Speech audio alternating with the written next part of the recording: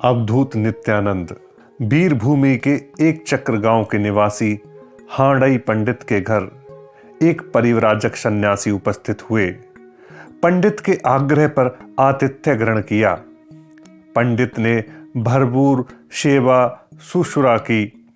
दूसरे दिन प्रातः जब चलने को हुए तो पंडित के पुत्र कुबेर को साथ ले जाने का प्रस्ताव किया। पंडित को काटो तो खून नहीं, ज्येष्ठ पुत्र आंखों का तारा इस साधु के साथ चला जाएगा। पंडित ने यह बात अपनी पत्नी पद्मावती को बताई। पद्मावती को कई दिनों पूर्व की घटना का स्मरण हो आया। कुबेर एक दिन अचानक गंभीर ध्यान में मूर्छित हो गया। जब उसकी चेतना लौटी तो उसने बताया, माँ, पता नहीं क्यों मेरी चेतना लुप्त हो गई। मैंने स्वप्न में देखा एक महापुरुष के साथ मैं सुदूर तीर्थ स्थानों में घूम रहा हूँ। उसके बाद जो दृश्य मेरे समझ में आया उनका स्मरण नहीं। उस दिन की बात को याद करते हुए पद्मावती ने कहा, धर्म की ओर दृष्टिपात करते हुए जो भी तुम स्थिर करोगे उसी से मेरी सहमति है। गौरवर्ण तथा सुंदर देह यष्टि, रूप लावण्य से भरपूर, नेत्रों में दिव्य आनंद की आभा, यही था कुबेर का रूप रंग। यह खूबसूरत बालक सन्यासी के साथ चला गया। उस समय उसकी अवस्था 12 वर्ष की थी। आगे चलकर यह बालक नित्यानंद अवधूत के नाम से प्रसिद्ध हुआ। उन दिनों नदिया श्री चैतन्य के कीर्तन भजन से ओतप्रोत था। अद्वैत प्रभु इसी की स्तुति उस समय गा उठे थे। तुम्ही से बुझाऊं चैतन्य रे प्रेम भक्ति, तुम्ही से चैतन्य वक्षे घर पूर्ण शक्ति। धर्म परायण हांडई दंपत्ति को बहुत दिनों तक जब कोई संतान नहीं हुई तो पत्नी पद्मावती व्रत पूजन और अनुष्ठान करने लगीं। एक दिन उन्हें स्वप्न हुआ, वत्से, तुम्हारी ग्लानि की अब कोई आवश्यकता नहीं है। शीघ्र ही एक महाशक्तिधर पुरुष पापी तापी जनों के उद्धार के लिए जन्म ग्रहण करेंगे। यह वाणी एक जटाजूटधारी, अजानुलंबित बाहुओं वाले, ज्योतिर्मय आभा वाले एक महापुरुष की थी। स्वप्न साकार हुआ। 1395 शकाब्द के माघ मास की शुक्ला त्रयोदशी के एक शुभ लगन में पद्मावती ने एक सुंदर शिशु को जन्म दिया, जो आगे चलकर गौड़ीय वैष्णव आंदोलन का श्रेष्ठतम नायक नित्यानंद हुआ।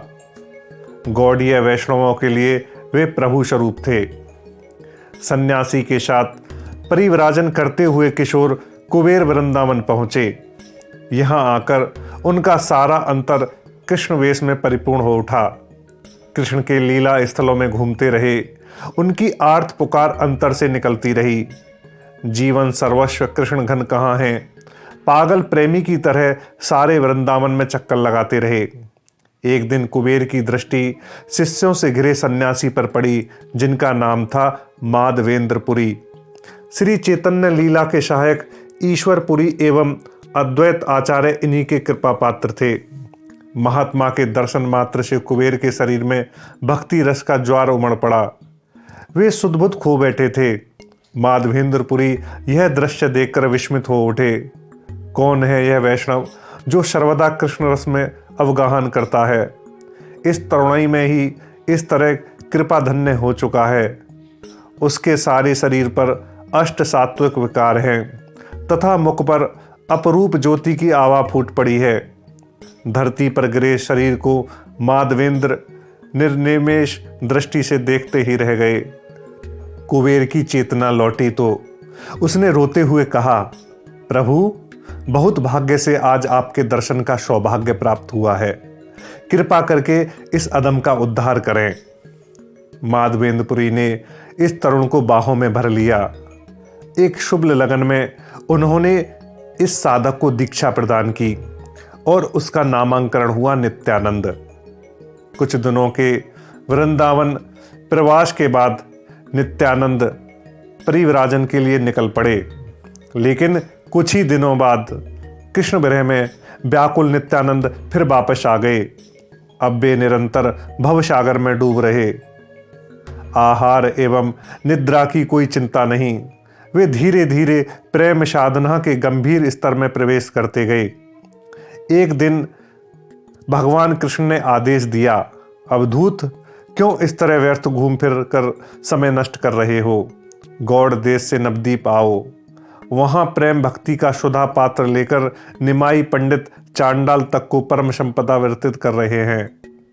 उन्हीं के कार्य में अपना तन मन प्राण समर्पित कर डालो। भागवत धर्म एवं भागवत प्रेम के प्रचार हेतु तुम चिन्हित पुरुष हो। नित्यानंद उसी समय उठकर बैठ गए। प्रेम भक्ति के स्रोत का संधान अब उन्हें मिल चुका था। वे तुरंत बाहर निकल गए। लंबा रास्ता तय करके नित्यानंद नवद्वीप आ गए। सर्वप्रथम उनकी मुलाकात नंदन आचार्य से हुई। नित्यानंद की देव दुर्लभ कांति को देखकर उनके अंदर एक महापुरुष के उदय के लक्षण दृष्टिगोचर हुए। आचार्य ने उन्हें आदरपूर्वक अपने घर में स्थान दिया। उधर सर्वज्ञ गौरांग अपने भक्तों के बीच बार बार घोषणा कर रहे थे, तुम सभी देखोगे शीघ्र ही नवद्वीप धाम में एक महापुरुष का आविर्भाव होगा। लेकिन गौरांग इस महापुरुष के दर्शन के लिए इतने अधीर हो उठे कि अपने भक्तों के साथ स्वयं उनकी खोज में निकल पड़े। नंदन आचार्य के घर के सामने आकर प्रभु के पैर थम गए। वे सीधे आंगन में घुस आए। उनके सामने ही खड़े थे शुभ्र क्रांति प्रेम रस की प्रतिमूर्ति नित्यानंद। प्रभु ने अपने भक्तों के साथ उन्हें साष्टांग प्रणाम निवेदित किया। जिस परम वस्तु के लिए नित्यानंद वर्षों तक का वन प्रांतरों की खाक छान रहे थे, वे स्वयं उनके सामने उपस्थित थे। इस चमत्कार को देखकर वे अभिभूत हो गए।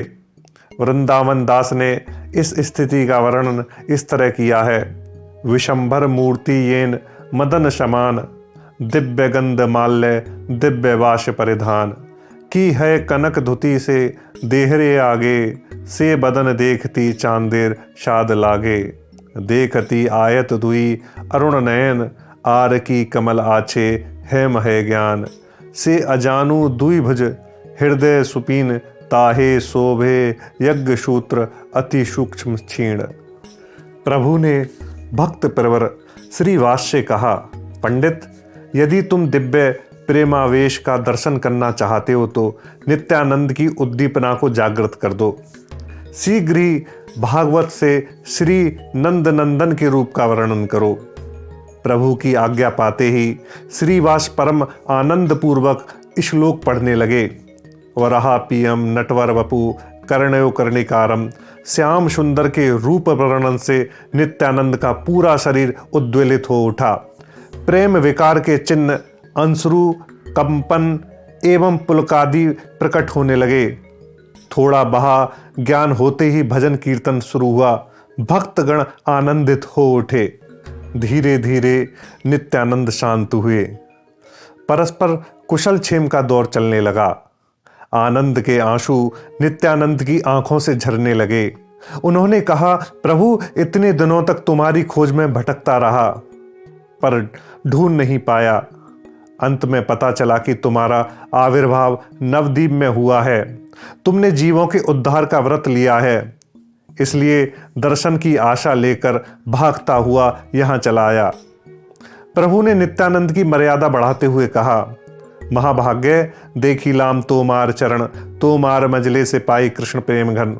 उसी समय नित्यानंद गौरांग के प्रधान पार्षद हो गए तथा नवद्वीप के प्रेम भक्ति आंदोलन के प्रधान नियंता के रूप में प्रतिष्ठित हुए।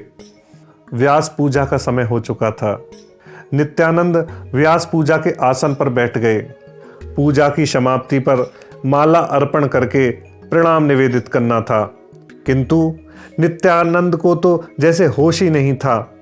श्रीवास बार बार आग्रह कर रहे थे, श्रीपाद व्यासदेव को माला अर्पित कर अब पूजा समाप्त कीजिए।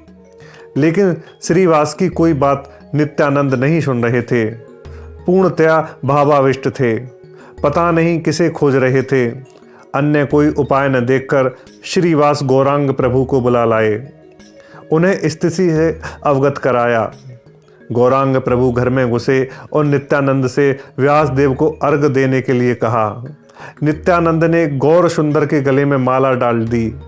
संवेद भक्त कंठों की जय ध्वनि से सारा परिवेश गूंज उठा।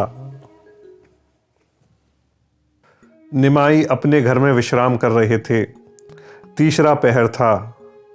नित्यानंद एकदम नग्न रूप में आ गए। महिलाएं लज्जावश घरों में छिप गईं। निमाई उठे, देखा कि नित्यानंद उल्लास और आनंद के वशीभूत होकर आंगन में नृत्य कर रहे हैं। अपने सिर पर लिपटे वस्त्र को नित्यानंद के कमर में बांध दिया। प्रेम आनंद से ओतप्रोत नित्यानंद को संभालने में उन्हें ज्यादा समय नहीं लगा। अपने हाथों से उन्हें चंदन चर्चित किया और सुगंधित पुष्पों की माला पहना दी। एक दिन गौरांग ने नित्यानंद के कोपीन के टुकड़े टुकड़े कर दिए। फिर भक्तों से कहा, तुम सभी इस पवित्र वस्त्र के टुकड़ों को सिर पर धारण करो। नित्यानंद कृष्ण रस में हैं। उनकी कृपा के फलस्वरूप तुम सभी में कृष्ण भक्ति का उदय होगा। भक्तों ने इस आदेश का पालन किया। इसके बाद नित्यानंद का पादोदक लिया, परंतु अवधूत पूर्वत प्रेमाविष्ट एवं मौन धारण किए हुए थे। भक्तों ने समझा कि नित्यानंद प्रभु के प्रधान पार्षद ही नहीं, अभिन्न हृदय सखा एवं प्रधान सहकर्मी भी हैं। गौरांग प्रेम, धर्म और कीर्तन यज्ञ के प्रवर्तक थे। जीव के उद्धार का व्रत ग्रहण किया था। अवधूत नित्यानंद ने समर्पित भक्त की कमी पूरी कर दी। नित्यानंद श्रीवास के घर में निवास करने लगे। श्रीवास की पत्नी मालिनी देवी को निताई माँ कहकर पुकारते थे। सची माता से नित्यानंद का परिचय गौरांग ने इस तरह कराया, माँ, यह तुम्हारा खोया हुआ लड़का विश्वरूप है। नित्यानंद हरिदास को साथ लेकर कृष्ण भक्ति का प्रचार कर रहे थे। उन्हें तरह तरह के विरोध और कठिनाइयों का सामना करना पड़ता। नित्यानंद कहते, भाई, कृपा करके एक बार कृष्ण नाम का उच्चारण करो तथा हमको बिना मूल्य के खरीद लो। शहर में 2 शराबी अत्याचारी हिंसक भाई जगन्नाथ और माधव रहते थे। उन्हें लोग जगाई और मधाई कहते थे। नित्यानंद ने उन्हें कृष्ण भक्त बनाने का संकल्प लिया। एक दिन वे अपने साथी भक्त हरिदास के साथ गए और उनके पास नर्तन भजन करने लगे। मधाई ने क्रोधित होकर नताई के सिर पर एक हाणी दे मारी, जिससे खून बहने लगा। इसके बावजूद नताई और हरिदास नर्तन और भजन करते रहे। जगाई को दया आ गई, लेकिन मधाई का गुस्सा शांत नहीं हुआ। वह पुनः कृष्ण भक्तों को मारने के लिए दौड़ा, लेकिन जगाई ने उसे पकड़ लिया। उसने दृढ़ स्वर में कहा, अरे क्यों इस बाहरी सन्यासी को मार रहा है? मधाई रुक गया और नित्यानंद प्राणघाती आघात से बच गए। यह खबर जब गौरांग को लगी तो वह पहले तो क्रोधित हुए, लेकिन जब नित्यानंद ने उन्हें बताया कि उसी हमलावर के भाई जगाई ने उन्हें बचाया, तब उनके अंदर करुणा का उदय हुआ और उन्होंने जगाई का आलिंगन करते हुए कहा, जगाई, तुमने आज मेरे प्राण सर्वस्व नित्यानंद के जीवन की रक्षा कर मुझे खरीद लिया है। आशीर्वाद देता हूं कि कृष्ण कृपा की तुम्हारे ऊपर वर्षा होती रहे। आज से तुम भक्ति का लाभ हो। बाद में नताई ने मधाई को भी माफ कर दिया। उसका आलिंगन कर उसे प्रेम भक्ति दान कर कृतार्थ कर डाला। नित्यानंद के आदेशानुसार मधाई ने पिछले पापों का प्रायश्चित करने के लिए गंगा पर एक घाट का निर्माण कराया, जो मधाई घाट के रूप में आज भी विद्यमान है। स्वयं निर्मित घाट पर मधाई प्रतिदिन प्रातःकाल स्नान करता तथा 2 लाख नाम जप करता। उसके बाद स्नान आदि के चरणों में भक्ति पूर्वक परिणत होकर कातर में निवेदन करता, ज्ञाने व अज्ञाने यत् करिनु अपराधम शकल छामियो मोरे करहे प्रसाद। गौरांग प्रभु ने नवद्वीप में व्यापक विरोध को देखते हुए संन्यास ग्रहण करने का निश्चय किया और एक दिन गृह त्याग दिया। कठुआ नगर में परम भागवत सन्यासी केशव भारती का आश्रम था। इसी महापुरुष से इन्होंने सन्यास की दीक्षा ली। उनका नवीन नामांकरण हुआ श्री कृष्ण चैतन्य। इस समय उनके साथ थे अवधूत, नित्यानंद तथा गदाधर इत्यादि 5 पार्षद। दीक्षा ग्रहण करने के बाद श्री कृष्ण चैतन्य ने नीलांचल जाने का निश्चय किया, किंतु इससे पूर्व शांतिपुर में अद्वैत आचार्य के भवन में माता सची, पत्नी विष्णुप्रिया और भक्तगणों से भेंट की। इन लोगों को नित्यानंद लेकर आए थे। परिजनों तथा भक्तगणों को सांत्वना देकर वापस विदा करने के बाद श्री चैतन्य कुछ अंतरंग भक्तों और पार्षदों के साथ नीलांचल की ओर चल पड़े। नृत्य एवं कीर्तन करते सुवर्ण रेखा के तट पर पहुंचे। श्री चैतन्य स्नान करने गए थे। उनका दंड नित्यानंद के हाथ में था। सोचा, जीवों के उद्धार के लिए प्रेमावतार प्रभु का आविर्भाव हुआ है, फिर उन्हें दंड कमंडल का क्या काम। उनके अंतर में न जाने कैसे भाव का संचार हुआ कि उन्होंने दंड को टुकड़े टुकड़े कर नदी में फेंक दिया। श्री चैतन्य ने जब घटना सुनी तो पहले तो आवेश में आए, लेकिन जब उन्हें ज्ञात हुआ कि यह कार्य नित्यानंद ने किया है तो उन्होंने अपने रोष पर काबू किया। उन्होंने कहा, इस पृथ्वी पर एकमात्र दंड ही मेरा प्रधान अवलंबन था।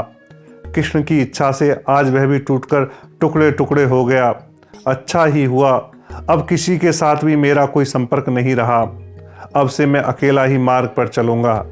तुम लोग भी यदि नीलांचल जाना चाहते हो तो मुझसे अलग रहकर चलो। भक्तों ने इस व्यवस्था का अनुसरण किया। जब श्री चैतन्य जलेश्वर गांव पहुंचे तो उन्हें शिव के एक जागृत विग्रह का दर्शन हुआ। प्रभु एक नए भाव से उद्दीप्त हो उठे। कीर्तन और नर्तन के फलस्वरूप वहां लोगों की भीड़ जुट गई। तब तक भक्तगण भी आ पहुंचे। वे भी भाव विभोर होकर नृत्य करने लगे। श्री चैतन्य का अंतर परम प्रसन्नता से भर उठा। श्री चैतन्य सबसे पहले नीलांचल पहुंचे। जगन्नाथ के विग्रह का दर्शन करते ही प्रेम विभल हो उठे। सारे शरीर में अष्ट सात्विक विकार दृष्टि को छोड़ने लगे। थोड़ी देर बाद ही वे संज्ञा शून्य हो गए। राज पंडित वासुदेव सार्वभौम मंदिर के गर्भगृह में थे। तरुण सन्यासी के इस अद्भुत प्रेम विकार को देखकर उनके विस्मय की सीमा न रही। परिचारकों की मदद से श्री चैतन्य को अपने कक्ष में ले गए। इसके थोड़ी देर बाद ही नित्यानंद और भक्त गण भी आ गए। नित्यानंद जब भावोन्मेष में ग्रसित होते तो आश्चर्यजनक हरकतें कर डालते। एक दिन वे मंदिर के गर्भगृह में खड़े कीर्तन कर रहे थे। साथ में उनके सहयोगी भी थे। सहसा वे महाभाव में उद्दीप्त हो उठे। भाव के प्रचंड वेग से वे जगन्नाथ बलराम विग्रह द्वय को आलिंगन करने दौड़े। उन्हें रोकने का किसी के लिए संभव नहीं हो सका। वेदी के ऊपर चढ़कर अवधूत नित्यानंद ने बलराम के विग्रह को आलिंगनबद्ध कर डाला और उनकी माला निकाल कर अपने गले में डाल ली। उस समय उनका शरीर दिव्य आनंद से उद्भासित था। पूरा मंदिर परिचारकों एवं भक्तों की जय ध्वनि से मुखरित हो उठा।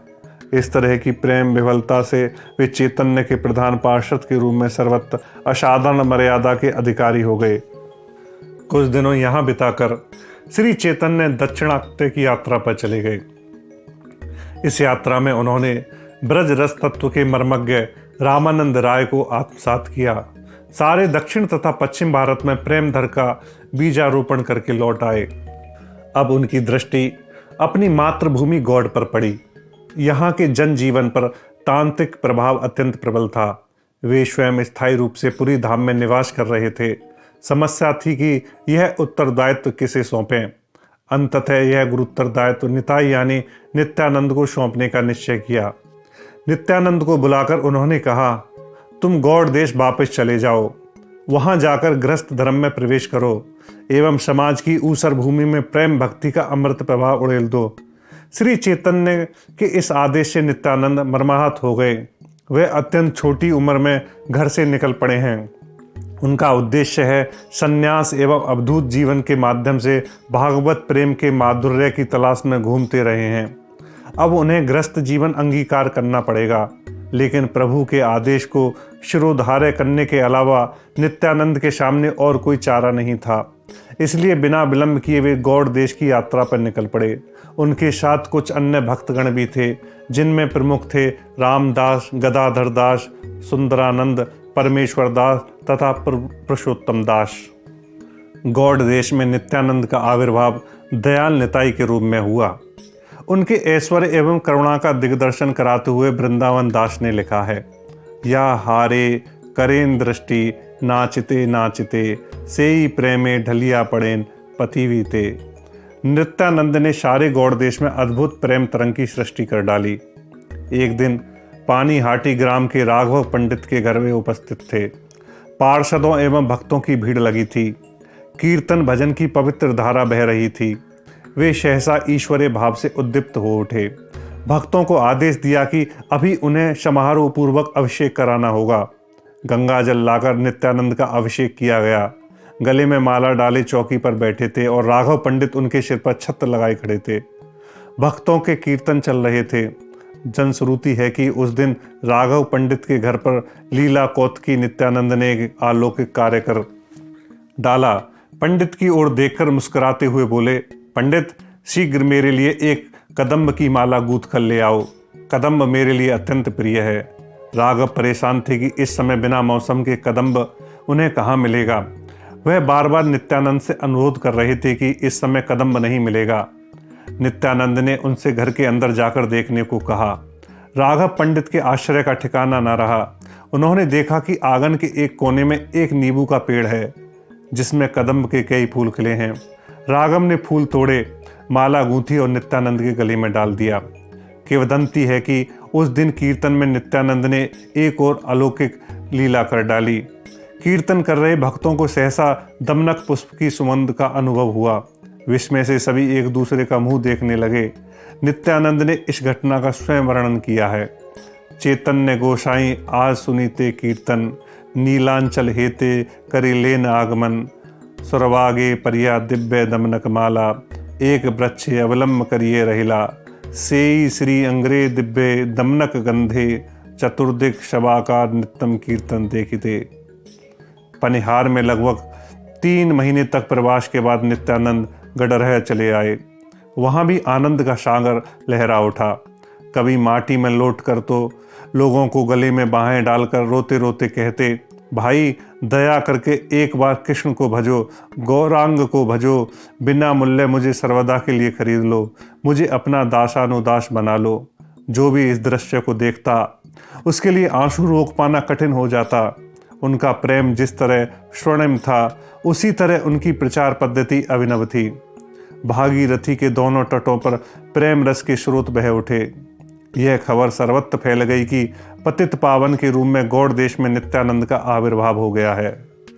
नित्यानंद ने अपनी वेशभूषा में परिवर्तन किया। गले में रत्नहार, हाथ में स्वर्ण वलय, अंगुलियों में रत्न जटित अंगूठियां तथा चरणों में रमणीय रौप्य नुपुर, शरीर चंदन चर्चित तथा ललाट पर तिलक अंकित हो गया। गले में मल्लिका मालती की शुभ्र माला, शरीर पर नीलवसन। गौरे नित्यानंद को जो इस रूप में देखता मोहित हुए बिना नहीं रहता। जो उनका नृत्य देखता, कीर्तन सुनता, उनका सारा अंतर सदा के लिए बंदी हो जाता। लगभग ऐसे ही वेश में उनका परिषद भी रहता। खड़दह इत्यादि क्षेत्रों की परिक्रमा करते हुए नित्यानंद अपने भक्तगणों के साथ सप्तग्राम पहुंचे। यहाँ त्रिवेणी घाट पर परम भक्त उद्धारण दत्त से मुलाकात हुई। उद्धारण दत्त अतुल ऐश्वर्य का त्याग कर नित्यानंद के पार्श्वचर हो गए। उद्धारण दत्त यहाँ के वणिक समाज के नेता थे। इन्हीं के प्रभाव से गोंडीय वणिक नित्यानंद का आश्रय ग्रहण कर धन्य हो गए। इसके बाद निताई शांतिपुर आए। अद्वैत ने बाहें फैलाकर उनका आलिंगन किया। शांतिपुर प्रेम रस से सरोवर हो गया। एक बार नित्यानंद नवद्वीप में हिरण्य पंडित के घर में निवास कर रहे थे। पंडित दरिद्र होने के बावजूद सात्विक एवं भक्त थे। उनके घर पर डकैतों की दृष्टि पड़ी। उनका नेता एक ब्राह्मण था। दल बल के साथ एक दिन हिरण्य पंडित के घर के पीछे छिप गया। उसकी निगाह नित्यानंद के कीमती आभूषणों पर थी जिन्हें वह लूटना चाहता था। डकैत मध्य रात्रि में धावा बोलना चाहते थे, लेकिन थोड़ी ही देर बाद जब इस कदर नींद में डूबे कि सुबह होने पर ही आंखें खुलीं, उस समय वे जल्दी जल्दी वहां से खिसक लिए। डकैतों के इस दल ने एक बार फिर डाका डालने का निश्चय किया। उस रात उनका सामना कुछ ऐसे रक्षकों से हुआ जिनके हाथों में घातक हथियार थे। वे फिर लौट गए। तीसरे दिन फिर वे आए। इस बार आंगन में घुसने में सफल हो गए, लेकिन किसी अदृश्य शक्ति के प्रभाव से उनकी आंखों की ज्योति जाती रही। वे आपस में ही भिड़ गए। इसी समय तेज आंधी के साथ उपल वृष्टि होने लगी। किसी तरह जान बचाकर वे पंडित के घर से बाहर निकल पाए। डकैतों को महसूस हुआ कि नित्यानंद असाधारण आदमी हैं। उसी की शक्ति से उन्हें ऐसे दुर्दिन देखने पड़े। अंततः उन्होंने नित्यानंद के सामने आत्मसमर्पण कर दिया। उनके सरदार ने कहा, प्रभु मैं महापातकी हूँ। आपके आभूषणों के लोभ में पड़कर पंडित का घर लूटने आया था। मेरे पापों की कोई सीमा नहीं है, आप कृपालु हैं। इस अधम को अपने चरणों में स्थान दीजिए। अवधूत नित्यानंद ने इस दस्यु ब्राह्मण का आलिंगन कर लिया और बोले, बाबा तुम्हें क्षमा नहीं करूंगा तो किसे करूंगा? तुम तो महाभाग्यवान हो जो कृष्ण कृपा के फलस्वरूप इन 3 दिनों तक कृष्ण के ऐश्वर्य प्रकाश को इस तरह देख सके हो। अब तुम लूटपाट तथा नर हत्या बंद करके पापियों को धर्म के मार्ग पर ले आओ। निताई नीलांचल चले गए। पुरी धाम की एक पुष्प वाटिका में अनमने से बैठे थे। उनके मन में एक आशंका है, प्रभु उन्हें इस बार किस रूप में ग्रहण करेंगे? धर्म प्रचार की नवीन पद्धति के बारे में उनके विचार कैसे होंगे? नित्यानंद की इस उदासी की खबर श्री चैतन्य तक पहुंची तो वे भक्त के साथ उनके पास आए। नित्यानंद से कुछ कहने की बजाय हाथ जोड़कर उनकी प्रदक्षिणा करने लगे। तब तक काफी भक्तों की भीड़ वहां इकट्ठी हो गई। श्री चैतन्य सभी को सुनाकर नित्यानंद की स्तुति गाने लगे।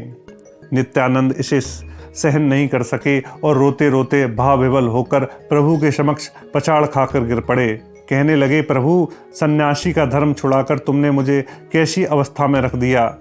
मैं अपनी भावधारा में अपनी इच्छानुसार चलता रहा हूँ। मुझे बता दो कि मेरा वास्तविक कर्तव्य क्या है। प्रभु ने कहा, नित्यानंद क्या तुम नहीं जानते कि तुम मुझसे जो कराते हो वही मैं करता हूँ, और तुम्हारे जैसे महामुक्त पुरुष के लिए आचरण में क्या निंदनीय हो सकता है।